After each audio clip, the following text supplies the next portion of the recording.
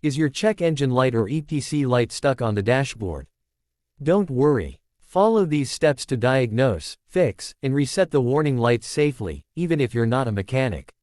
The easiest way to find out what's wrong is by using an OBD2 scanner. First, turn off your engine, but leave the ignition in on mode.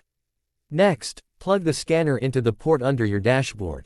Select Read Trouble Codes on the scanner, and write down or take a picture of the codes. You might see codes like P0300 for misfires, or P0101 for a faulty MOF sensor. These tell you exactly where the problem is. Once you have your error codes, check the most common causes. A loose or faulty gas cap. Tighten or replace it. Dirty MOF sensor. Clean or replace it. Bad throttle body. Clean and recalibrate. Damaged spark plugs or coils.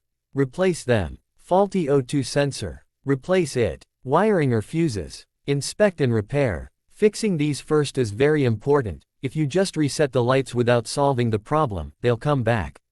After fixing the problem, it's time to reset the warning lights.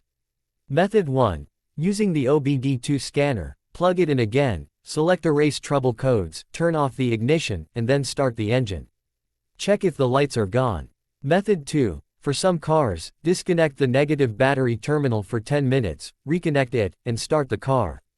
This often clears temporary faults. Still seeing the check engine light or EPC? Or need help decoding your fault codes? Comment below, I reply to every question.